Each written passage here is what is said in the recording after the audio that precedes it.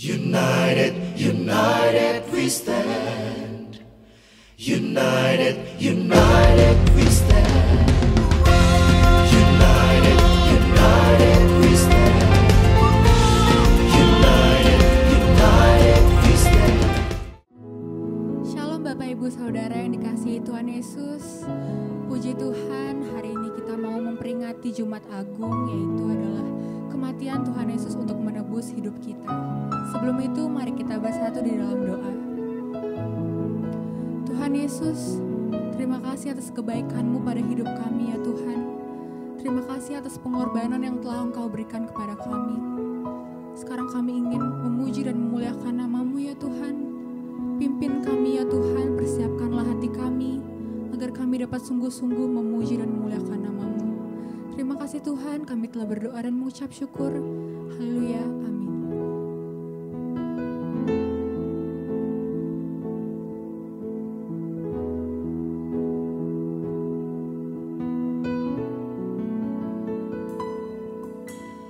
Saat ku masuk ke hadirat-Mu, bawa persembahan ke tempat kudus-Mu, pujian ku naikkan, sembah ku berikan bagi-Mu Bapa yang mulia.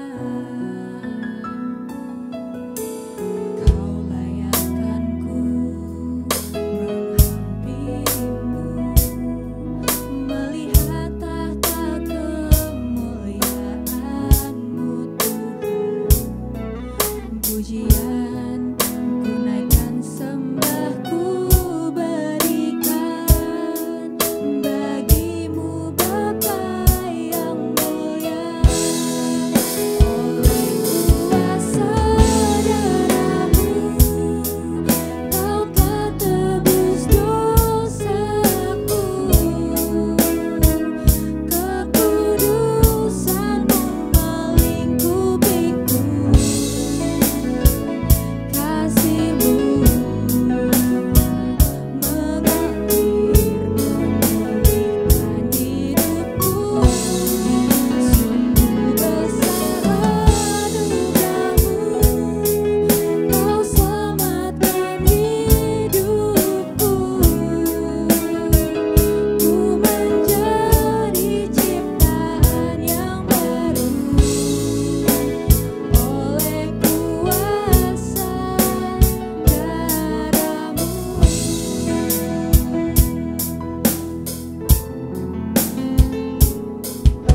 Saat ku masuk ke hadirat-Mu, bawa persembahan ke tempat kudus-Mu, pujian ku naikkan, sembah ku berikan bagi-Mu Bapa yang mulia. Kau layakkan ku menghampirimu, melihat tahta kemuliaan-Mu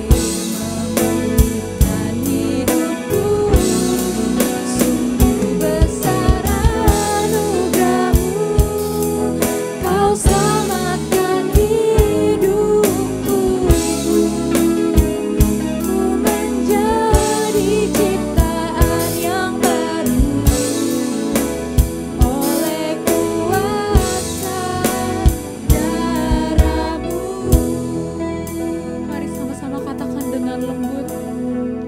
Oleh kuasa darah-Mu, Kau telah tebus dosaku.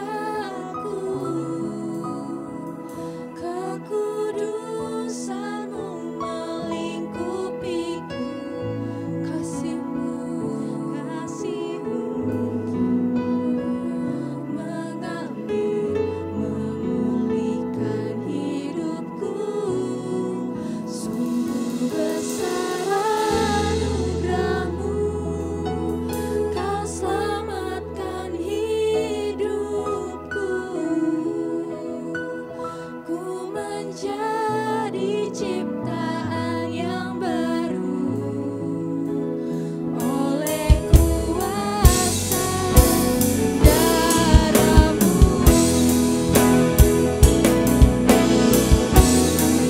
Oleh kuasa darah-Mu, Kau telah tebus dosaku. Kekudusan-Mu melingkupiku.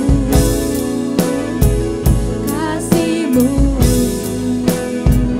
mengalir, memulihkan hidupku. Sungguh besar anugerah-Mu, Kau selamatkan hidupku. Ku menjadi ciptaan yang baru oleh kuasa darah-Mu. Ku menjadi ciptaan yang baru oleh kuasa darah-Mu. Oleh kuasa darah-Mu. Mari sembah Dia. Terima kasih Tuhan. Terima kasih atas berkat-Mu yang tidak pernah ada habis-habisnya dalam kehidupan kami ya Tuhan. Terima kasih atas setiap pengorbanan-Mu ya Tuhan. Terima kasih atas kebaikan-Mu. Kebaikan-Mu yang begitu luar biasa bagi kami ya Tuhan.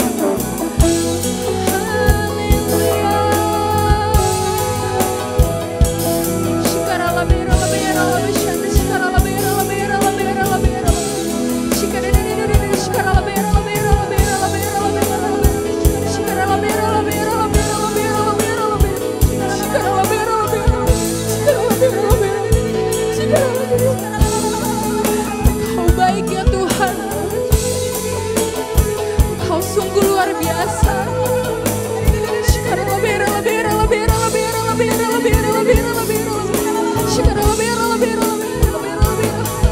Mari lebih sungguh-sungguh.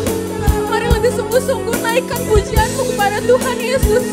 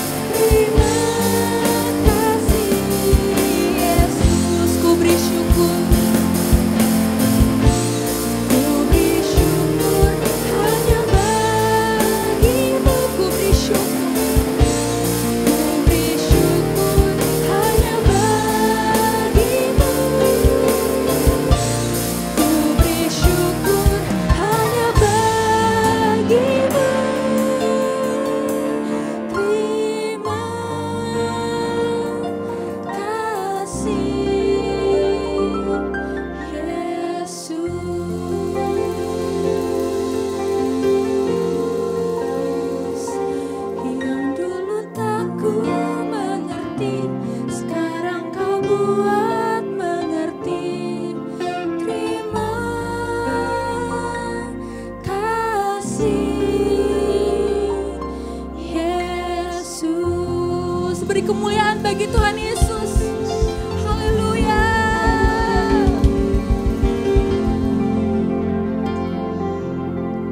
Bapa, kami bersyukur Tuhan untuk setiap kasih setiamu Tuhan. Terima kasih Bapa.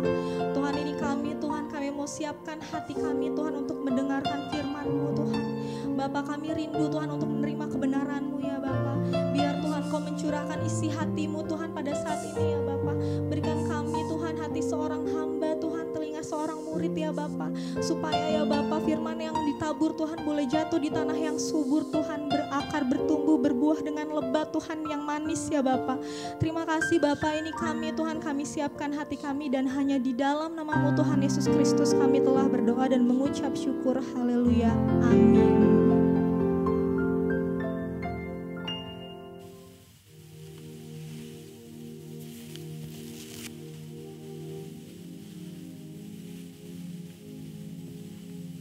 Shalom semuanya.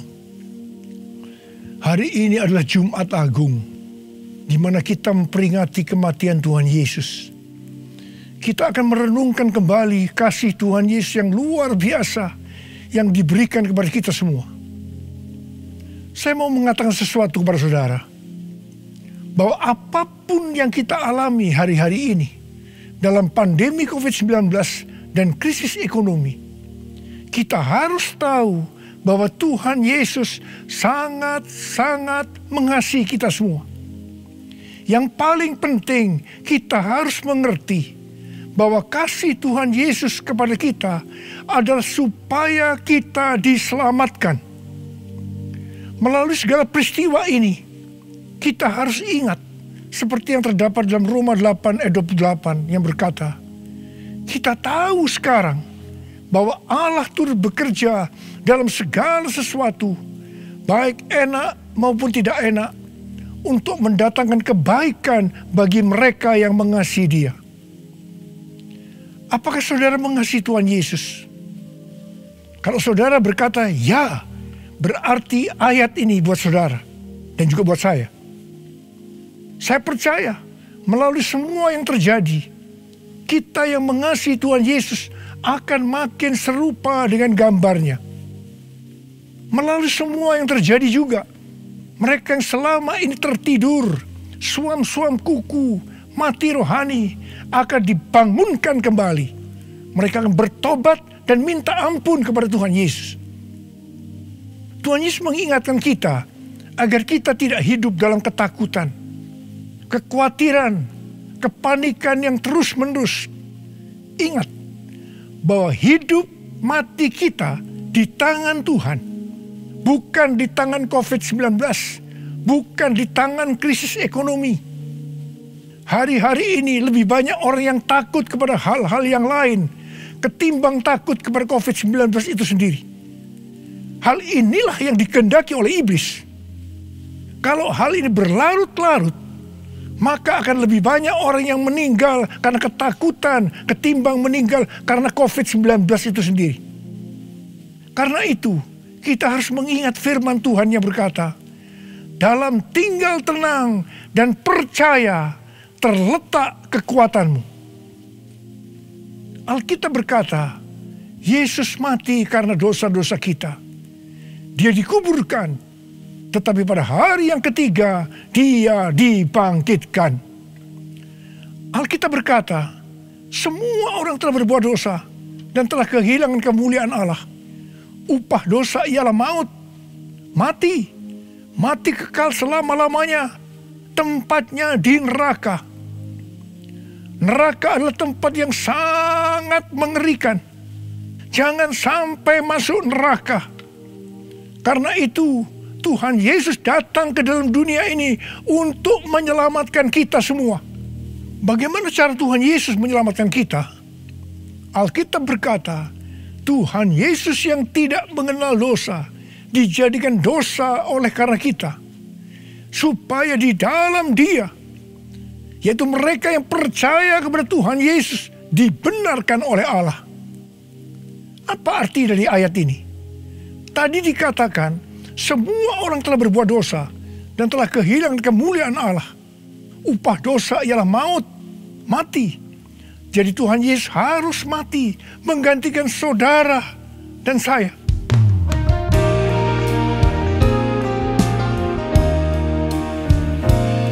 Kasih Allahku sungguh telah terbukti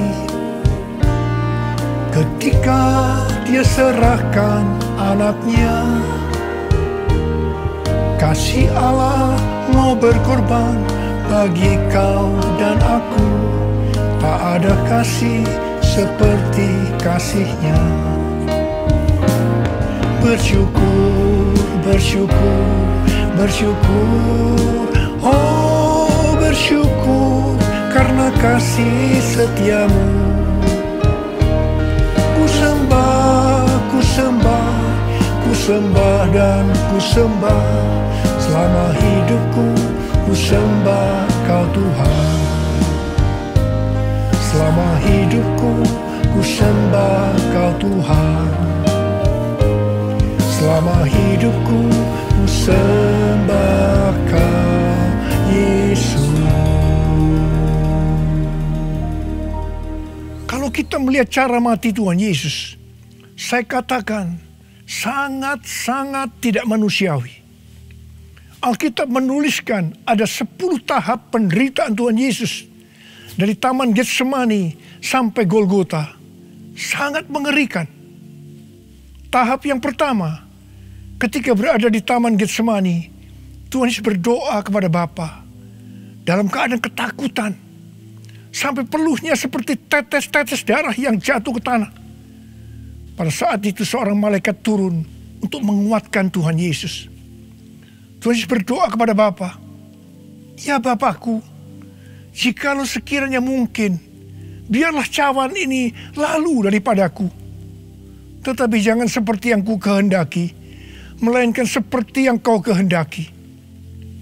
Di sini Tuhan Yesus mengajar kepada kita bahwa di dalam doa kita boleh menawar, tetapi jangan memaksakan kehendak. Bagi yang sekarang dalam ketakutan, kita harus ingat bahwa Tuhan Yesus pernah mengalami ketakutan untuk menebus dosa kita semua.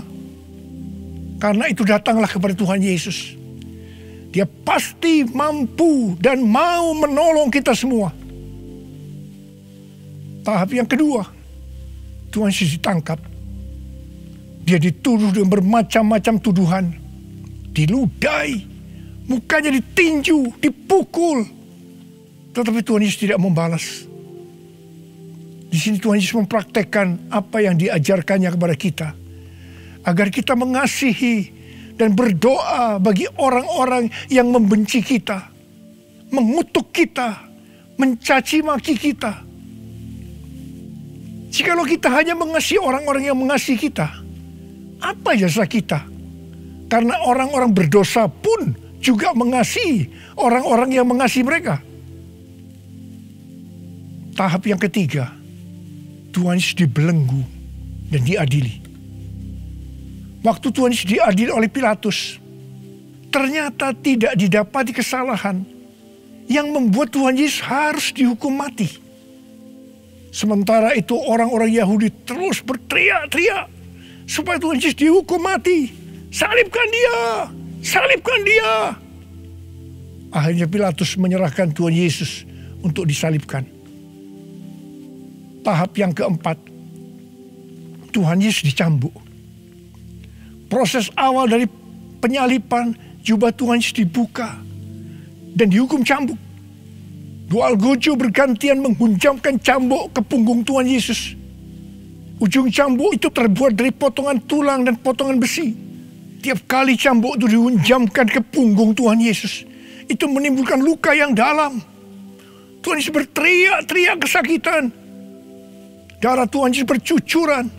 Tuhan Yesus bermandikan darah. Tahap yang kelima, kepala Tuhan Yesus diberi mahkota duri. Duri ditancapkan di kepala Tuhan Yesus dengan cara dipukul. Sakitnya luar biasa. Darah bercucuran. Tahap yang keenam, Tuhan Yesus disuruh memikul salib. Dalam kesakitan, berlumuran darah, Ditambah semalaman Tuhan Yesus tidak tidur. Tuhan Yesus harus memikul salibnya. Tuhan Yesus jatuh bangun karena tidak kuat. Maka Simon dari Kirene disuruh menggantikannya. Tahap yang ketujuh, tangan dan kaki Tuhan Yesus dipaku. Sakitnya luar biasa, darah bercucuran. Tahap yang kedelapan, Tuhan Yesus digantung di atas kayu salib. Pada saat itu Tuhan Yesus menderita secara lahir maupun batin. Secara lahir dia merasakan sakit yang luar biasa di sekujur tubuhnya. Dan juga merasa sesak karena ada cairan yang menekan jantungnya. Secara batin Tuhan Yesus menderita. Karena Tuhan Yesus melihat semua orang yang lalu lalang menghujat dia. Ahli Taurat, tua-tua, imam-imam menghujat dia. Bahkan salah satu penjahat di sebelahnya juga ikut menghujat. Tahap yang ke-9, Tuhan Yesus merasa ditinggalkan oleh Bapa. Sekitar jam 12 siang sampai jam 3 petang, tiba-tiba langit di sekitar Golgota menjadi gelap. Tuhan Yesus gelisah. Dan dia berteriak, Eli, Eli, lama sabachthani. Allahku, Allahku, mengapa engkau meninggalkan aku? Tuhan Yesus merasa ditinggalkan oleh Bapa. Orang yang berdosa pada hakikatnya dipisahkan dari Bapa. Jadi untuk menebus dosa dari orang yang berdosa, maka Tuhan Yesus harus merasakan ditinggalkan oleh Bapa. Dipisahkan dari Bapa. Saya percaya ini adalah puncak penderitaan Tuhan Yesus. Penderitaan lainnya tidak ada artinya dibandingkan merasa ditinggalkan oleh Bapa. Bagi saya, kalau saya tidak bisa merasakan hadirat Tuhan, itu adalah hal yang paling berat dalam hidup saya. Karena itu setiap hari saya selalu menjaga langkah-langkah dalam hidup saya, agar saya terus mengalami hadirat Tuhan. Kalau ada dosa, harus cepat diselesaikan, supaya terus merasakan hadirat Tuhan. Saya berharap saudara juga melakukan hal yang seperti itu. Kalau ada di antara saudara yang sudah tidak merasakan hadirat Tuhan, dan saudara menganggap itu biasa, saudara harus bertobat. Tidak ada yang lebih berbahagia daripada kalau kita berada dalam hadirat Tuhan. Sebab Alkitab berkata, di hadapanmu ada sukacita berlimpah-limpah. Artinya di dalam hadirat Tuhan ada sukacita dan kebahagiaan yang berlimpah-limpah. Tahap yang ke-10, Tuhan Yesus berkata, sudah selesai. It is finished. Ya Bapa, ke dalam tanganmu kuserahkan nyawaku. Lalu Tuhan Yesus mati. Pertanyaannya, mengapa Tuhan Yesus harus mati dengan cara demikian? Mengapa tidak dengan cara yang mudah? Dipenggal kepalanya, selesai. Mengapa Tuhan Yesus harus mati dengan bermandikan darah? Alkitab katakan, tanpa penumpahan darah tidak ada pengampunan dosa.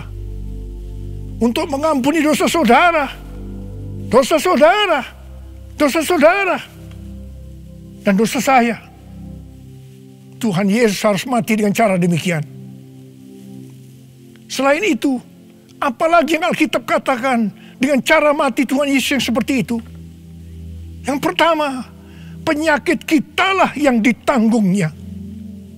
Yang kedua, penderitaan kita yang dipikulnya. Dan oleh bilur-bilurnya kita disembuhkan.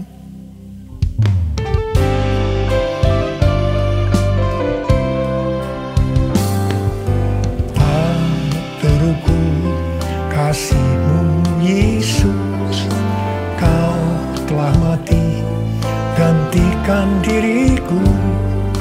Kau curahkan darah-Mu untuk tebus dosaku.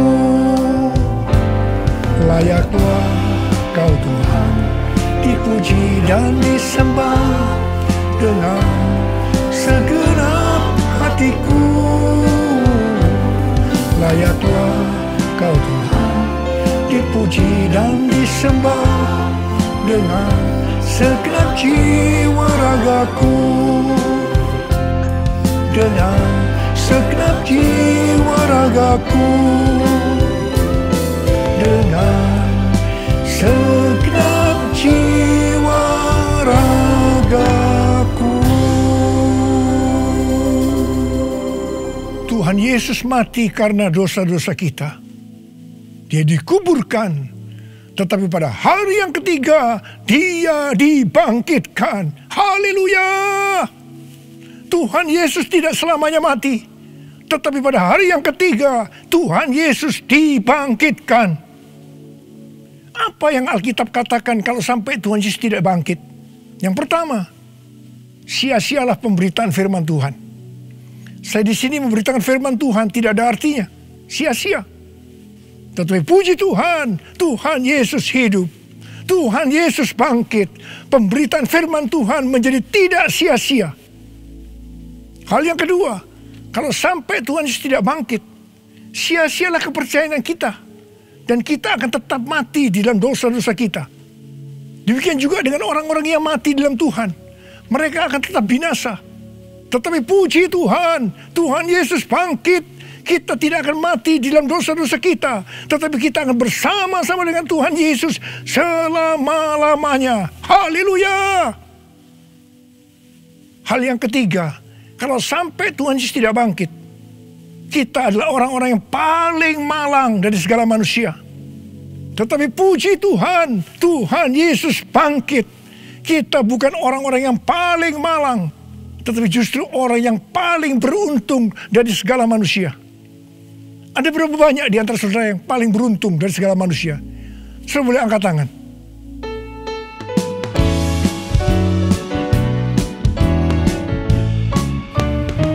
Sebab Dia hidup,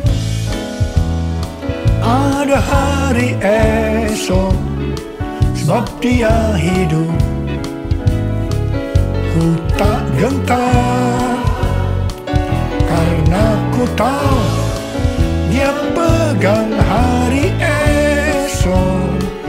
Hidup jadi berarti sebab Dia hidup. Sebab Dia hidup, ada hari esok. Sebab Dia hidup, ku tak gentar, karena ku tahu Dia pegang hari esok. Hidup jadi berarti sebab Dia hidup.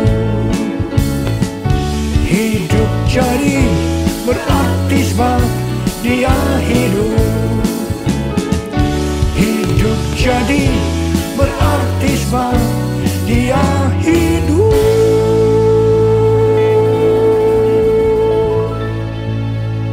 Karena Tuhan Yesus hidup, maka ada hari esok. Karena Tuhan Yesus yang pegang hari esok saudara dan saya, Dia hidup. Dia berkata kepada kita, jangan kamu takut, jangan kamu khawatir, jangan kamu panik. Karena Tuhan Yesus hidup, maka mujizat-mujizat yang dilakukan oleh Tuhan Yesus 2000 tahun yang lalu masih ada sampai dengan hari ini. Orang buta melihat, orang lumpuh berjalan, orang tuli mendengar, orang mati dibangkitkan, orang kusta menjadi tahir, dan kepada orang miskin diberitakan kabar baik.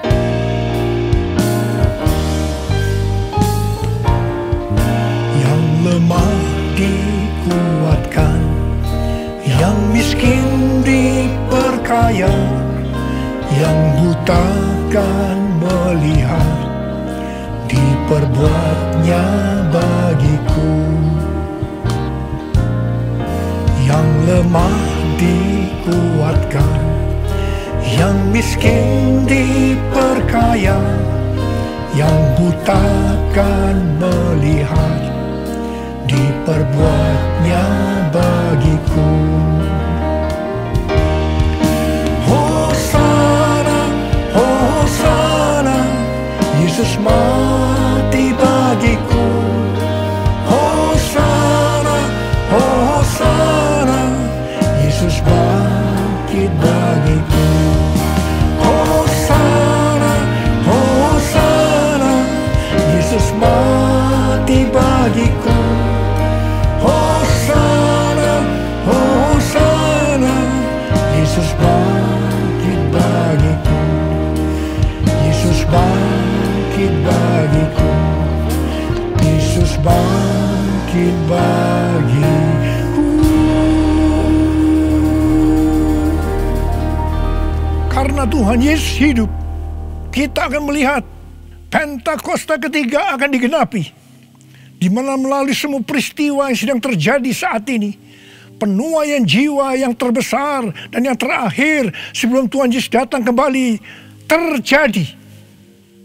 Bangkitnya generasi Yeremia, yaitu generasi anak-anak muda yang dipenuhi dengan Roh Kudus, cinta mati-matian kepada Tuhan Yesus, tidak kompromi terhadap dosa, dan akan memenangkan banyak jiwa.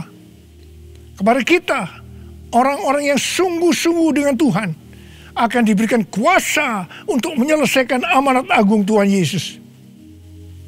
Karena Tuhan Yesus hidup, maka untuk mengalahkan pandemi COVID-19, Tuhan menuntun kita untuk melakukan hal-hal sebagai berikut.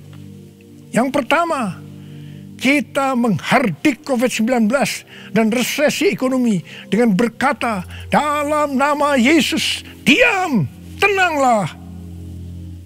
Yang kedua, kita memperkatakan Mazmur 91 karena kita percaya.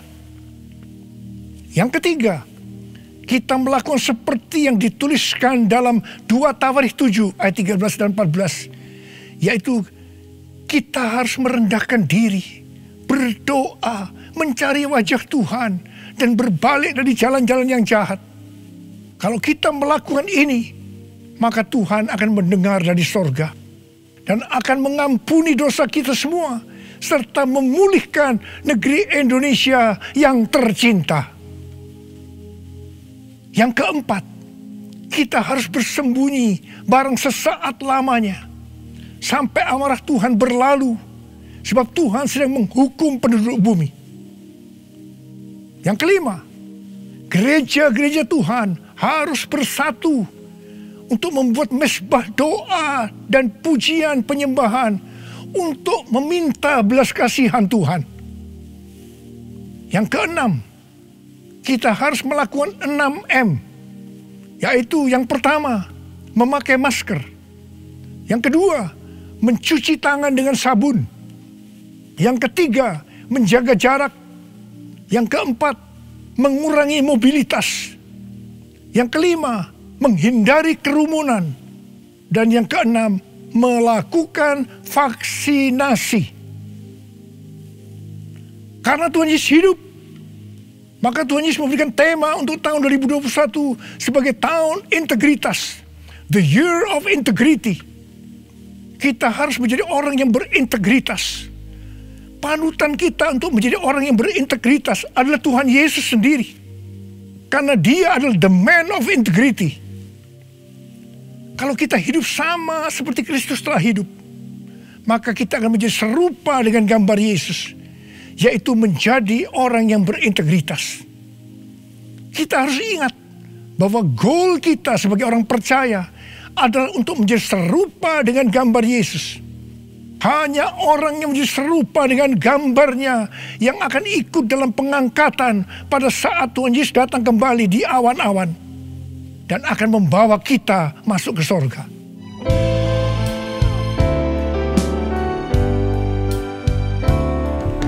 Menjadi seperti Kau Yesus, menjadi seperti Kau Yesus, menjadi sempurna dalam seluruh hidupku,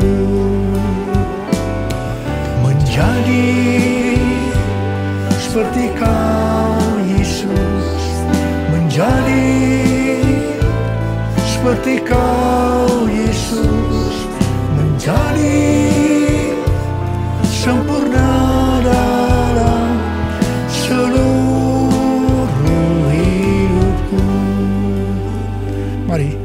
saudara mau hidup sebagai orang yang berintegritas, angkat tangan saudara. Saya mau berdoa buat saudara. Menjadi seperti Kau Yesus, menjadi seperti Kau Yesus, menjadi sempurna dalam seluruh hidupku. Masyarakat mata karabaya ralabaya ralabalabalabalabala. Oh,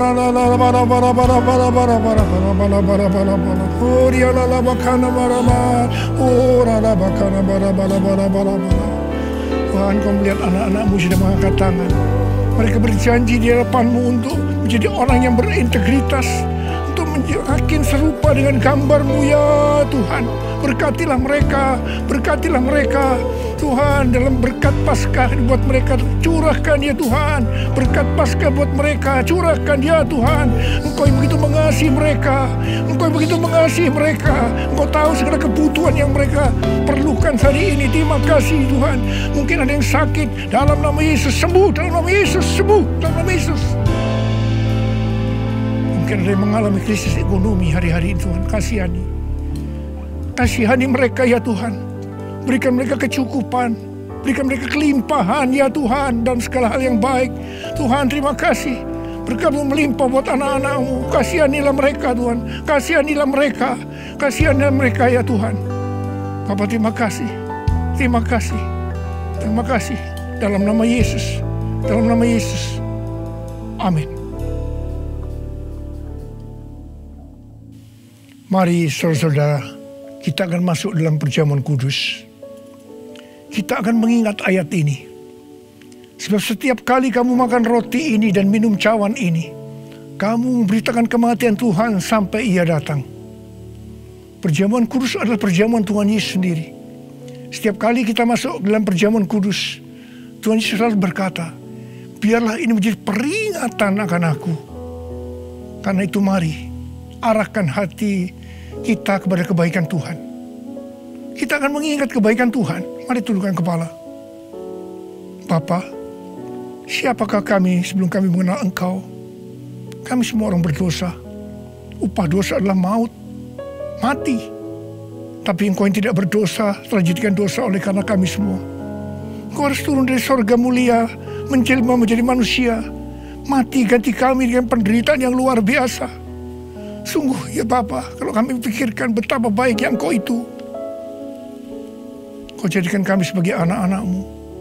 Engkau yang memberkati kami, Engkau yang membela kami, Engkau melindungi, Engkau menyembuhkan kami dari sakit penyakit, Engkau menjaga kami selama pandemi COVID-19 ini. Terima kasih ya Tuhan. Engkau juga tegur kalau kami salah. Itu Engkau ya Abah, itu Engkau ya Abah. Saudara, Tuhan akan memberkati saudara melalui perjamuan kudus. Tapi Tuhan mau kita makan dan minum dengan cara yang benar. Karena itu saya mau mengajak saudara untuk introspeksi. Lihat keadaan dirimu masing-masing. Jangan menyimpan dosa. Kalau ada dosa yang diingatkan oleh Tuhan kepada saudara, langsung minta ampun. Minta ampun. Katakan, ampuni saya Tuhan. Ampuni saya Tuhan. Ampuni. Supaya saudara diberkati. Minta ampun. Ampuni Tuhan. Ampuni kami semua. Ampuni Tuhan. Hamba boleh memintakan juga ampun buat mereka. Ampuni juga hamba-Mu. Terima kasih. Terima kasih ya Abah. Terima kasih. Kami akan masuk dalam perjamuan kudus dengan hati yang penuh ucapan syukur.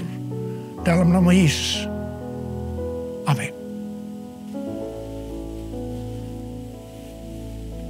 Sekarang saudara, mari kita angkat roti di tangan kanan kita tinggi-tinggi. Sebab apa yang telah kuteruskan kepadamu telah aku terima dari Tuhan Yesus. Yaitu bahwa Tuhan Yesus pada malam waktu diserahkan mengambil roti. Dan sesudah itu ia mengucap syukur atasnya. Dia memecah-mecahkannya dan berkata, inilah tubuhku yang diserahkan bagi kamu. Perbuatlah ini menjadi peringatan akan aku. Sudah dikasih Tuhan, bukankah roti yang kita pecah-pecahkan ini adalah persekutuan kita dengan tubuh Kristus? Mari kita makan dalam nama Yesus.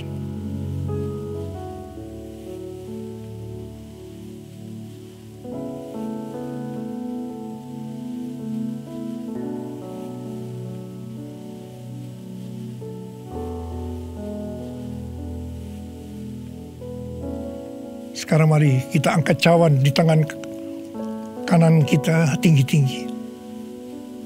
Demikian juga yang mengambil cawan sesudah makan lalu berkata, cawan ini adalah perjanjian baru yang dimeteraikan oleh darahku.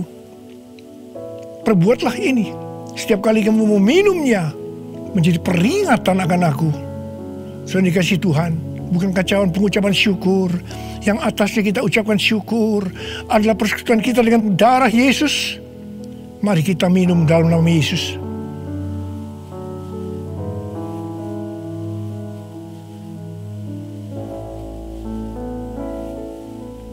Mari angkat tangan saudara. Ucapkan syukur dengan suara.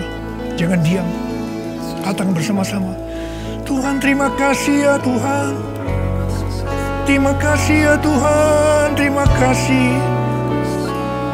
Terima kasih Tuhan. Terima kasih ya Tuhan. Terima kasih. Oh, Engkau baik Tuhan. Sebab Engkau baik. Bahwasanya untuk selama-lamanya kasih setiamu.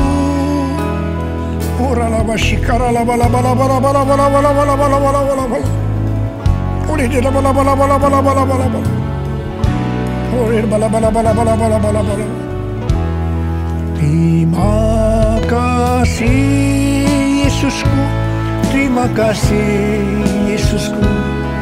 Puji syukur hanya bagi Tuhanku. Terima kasih Yesusku, terima kasih Yesusku. Puji syukur hanya bagi Tuhanku. Terima kasih Yesusku, terima kasih Yesusku. Puji syukur hanya bagi Tuhanku. Terima kasih Yesusku, terima kasih Yesusku. Puji syukur hanya bagi Tuhanku. Puji syukur hanya bagi Tuhanku. Puji syukur hanya bagi Tuhanku.